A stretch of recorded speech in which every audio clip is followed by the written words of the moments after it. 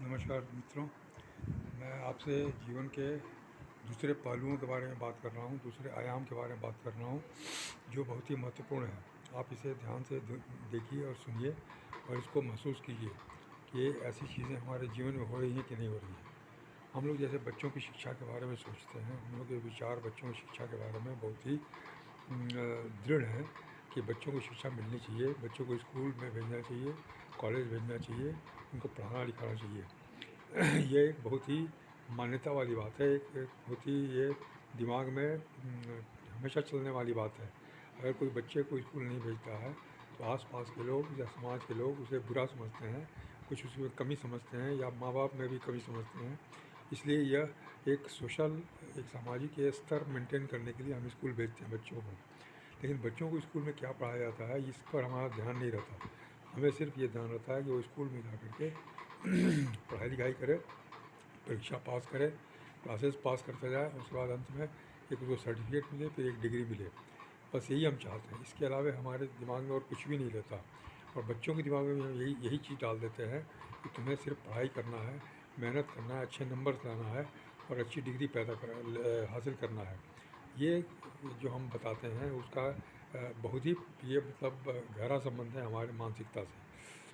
हमारी मानसिकता शुरू से ये बनाई गई है कि हमें नौकरी करना है, हमें नौकरी करना सुरक्षित लगता है, हमें नौकरी करना एक अच्छी बात हमको लगती है। ये इज्जत की बात है कि हम नौकरी कर रहे हैं, हम कहीं भी जॉब कर रहे हैं। कहीं कोई भी पूछता है कि भाई आपका बच्चा क्या कर रहा है, तो इसका मतलब ये है कि आपका बच्चा कौन सी नौकरी कर रहा है। अब हम नौकरी को बेहतर समझते हैं। पहले एक ज़माना था, एक समय था जबकि नौकरी को ख़राब समझा जाता था, निम्नतर समझा जाता था। अपने संपत्ति का मालिक बनना एक इज्जत की बात थी और दूसरे की नौकरी करना, गुलामी करना लोग उसे बुरा समझते थे। लेकिन धीरे धीरे समय बदलने के साथ साथ ये मान्यता बदलती गई और अब नौकरी करना ही इज्जत की बात हो गई। लोग अपनी संपत्ति छोड़ छोड़ के शहर में जाकर नौकरी करते हैं, भले वो नौकरी बहुत ही निम्न स्तर की हो, बहुत ही कम पैसे वाली हो, लेकिन चूँकि शहर में जाना है तो एक इज्जत की बात हो गई कि हम शहर में रह के नौकरी कर रहे हैं। शहर में हम किस तरह से रह रहे हैं ये गाँव वालों को भी पता है या नहीं पता है, तो भी हम ये चाहते हैं कि हम ये दिखाएं कि हम शहर में हैं और शहर में काम कर रहे हैं और वहाँ से हम आ रहे हैं। ये एक बहुत ही ये मतलब विकृति, मानसिक विकृति वाली बात है ये अच्छी बात नहीं है। और यही विकृति शुरू से चली आ रही है और पीढ़ी दर पीढ़ी चली आ रही है। आज हम लोग करीब करीब तीसरी पीढ़ी में हैं जो नौकरी पेशे में आज भी हैं, लेकिन आज स्थिति काफ़ी बदल गई, इसलिए हम बहुत बेचैन हो गए, आज हम बहुत ही परेशान हो गए। हम लोग के ज़माने में भी नौकरियाँ जो हैं वो बदल रही थी, सरकारी नौकरी मिलनी बंद हो गई थी या कम हो गई थी, इसलिए हम लोग भी परेशान थे। क्योंकि हमारी सोच यही थी कि हम जैसे पढ़ लिख के निकलेंगे तो हमें सरकारी नौकरी तुरंत मिल जाएगी और हम एक अच्छी ज़िंदगी जी सकते हैं। लेकिन ऐसा नहीं हुआ, एक अर्ध सरकारी नौकरी में हम लोग को आना पड़ा। फिर उसके बाद अर्ध सरकारी नौकरियाँ भी अब नहीं मिल रही हैं, क्योंकि सारे अर्ध सरकारी संस्थान निजीकरण की तरफ जा रहे हैं या बंदिश की तरफ जा रहे हैं, क्योंकि उनमें ज़बरदस्त घाटा और ज़बरदस्त गलत काम हुए हैं। इसी कारण सरकार ने निर्णय लिया कि अब इस संस्थानों को बंद कर दिया जाए या इस काम को जो ये संस्थान कर रहे हैं उसको निजी हाथों में दे दिया जाए, ताकि वहाँ पर काम हो और ईमानदारी से काम हो, जो लोग योग्य होंगे उन्हीं को यहाँ लिया जाए। इस तरह से समय बदल गया। टेक्नोलॉजी के कारण सबसे बड़ा असर रोज़गार पर पड़ा है। लोगों को रोज़गार मिलना बंद हो गया। जो जो काम लोग करते थे वो अब कंप्यूटर और इंटरनेट कर रहा है, टेक्नोलॉजी कर रही है। और कंपनियों को भी ये सुविधा मिल रही है कि उन्हें पैसे कम देने पड़ रहे हैं और एक मेंटेनेंस नहीं करना पड़ रहा, लोगों का मेंटेनेंस, ग्रुप का मेंटेनेंस, जो उनके एम्प्लॉइज़ हैं उनका मेंटेनेंस लाइफ लॉन्ग जो करना पड़ता है वो नहीं करना पड़ रहा है। इसलिए हमें अब अपनी विचारों को बदलने की ज़रूरत है।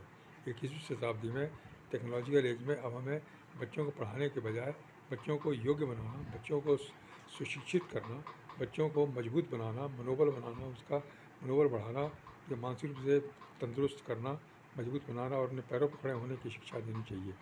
इसमें ये नई शिक्षा प्रणाली बहुत बड़ा योगदान दे रही है।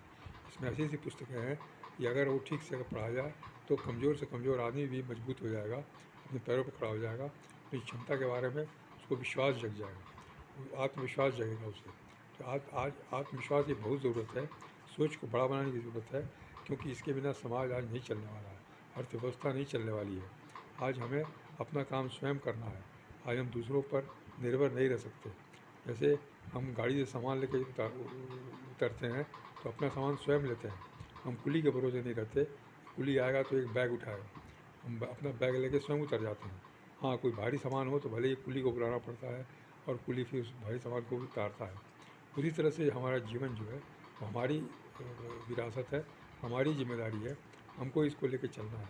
नौकरी भी हमारी, हमें मिले नहीं मिले, लेकिन हमें जीवन को बेहतर बनाना है। और नौकरी तो नौकरी है, नौकर बनने का एक साधन है। हम नौकर क्यों बनना चाहते हैं, हम मालिक क्यों नहीं बनना चाहते? ये मानसिकता हमें क्यों नहीं डेवलप हो रही है कि हम मालिक बने, अपने काम का मालिक बने, अपने जीवन का मालिक बने, अपने इच्छाओं का मालिक बने, पैसे का मालिक बने। पैसा हमारा मालिक न बने, मालिक हमारा मालिक न हो, हम किसी और के लिए काम न करें। इसके बारे में और आपको आगे कुछ चीज़ें बताना चाहता हूँ कि नौकरी करने का क्या मतलब है। रॉबर्ट कियोसाकी अपनी पुस्तकों में बोलते हैं, नौकरी करने का मतलब है कि हम काम करेंगे ज़्यादा, पैसा मिलेगा कम। क्यों? कि कंपनी हमारी जो सैलरी है, हमारी जो तनख्वाह है, हमारे किए हुए काम का 10वां हिस्सा ही देती है। मतलब हम काम 100 रुपये करते हैं तो हमें 10 रुपये मिलता है। 90 रुपया वो अन्य कार्यों में लिया जाता है और उसके प्रॉफिट जो है वो कंपनी के मालिक के पास आता है। इस तरह से हम 100 रुपये का काम करते हैं लेकिन हमें 10 ही रुपया मिलता है। 90 रुपया कंपनी खाते में जाता है या मालिक खाते में जाता है। तो हमारी क्षमता 100 रुपये करने की है लेकिन हमें मिल रहा है 10 रुपये। तो ये कहाँ का न्याय है, ये कहाँ की बात है, ये कहाँ की मतलब योग्यता है कि अपनी योग्यता का दोहन कर रहे हैं दूसरे के लिए और वहाँ से हमें 10 रुपया ही मिल रहा है। ये सोचने की बात है और इसके बारे में विचार करके काम करने की ज़रूरत है। हमें 100 रुपये की, हम 100 रुपया तो पैदा कर ही रहे हैं लेकिन दूसरे के लिए कर रहे हैं। हम अगर अपने लिए 100 रुपये पैदा करेंगे तो 100 का 100 हमें मिलेगा। इसलिए ये सोच करके हमें स्वरोजगारी होना है या उद्योग धंधे करना है या व्यवसाय करना है। पैसे की समस्या के बारे में यही कहा जाता है कि हम अगर व्यवसाय करें तो पैसे की समस्या हल करने में आसानी होगी। तो व्यवसाय का मतलब एक ऐसा सिस्टम जिसमें कि हम काम न करें लेकिन काम होता रहे हमेशा। इस तरह से जो हमारी शिक्षा प्रणाली है उसमें इन सब चीज़ों का समावेश है। नई शिक्षा प्रणाली में इसमें व्यक्तित्व विकास, आर्थिक आज़ादी और उत्तम स्वास्थ्य के बारे में बताया जाता है। चूँकि मैं बार बार इन तीनों चीज़ों के बारे में बता रहा हूँ क्योंकि यही 3 जीवन के स्तंभ हैं। जीवन के यही 3 स्तंभ हैं, इन्हीं पर जीवन आधारित है। पहले की तरह रोटी, कपड़ा और मकान जो है वो अब नहीं रहा, क्योंकि अब रोटी, कपड़ा, मकान बहुत मुश्किल हो जाता है नौकरी के माध्यम से या पारंपरिक माध्यम से। इसलिए हमें नए सिस्टम में काम करना है। जैसा हमने बताया कि ये सब किताबें हैं जिसमें कि हमें लिवरेज इनकम और मल्टीपल इनकम मिल रही है। इस तरह से हमें जानकारी लेना है, पैसे की समस्या को हल करना है और जीवन की शिक्षा लेनी है हमें। जीवन में हम सफलता कैसे प्राप्त करें, जीवन की मुश्किलों को दूर कैसे करें, सोच विचार की समस्या, संबंधों की समस्या, पैसे की समस्या और स्वास्थ्य की समस्या को कैसे हम दूर कर सकते हैं, इसके बारे में हमें जानकारी लेनी है और सीखना है। साथ ही साथ जीवन में सफलता प्राप्त करनी है।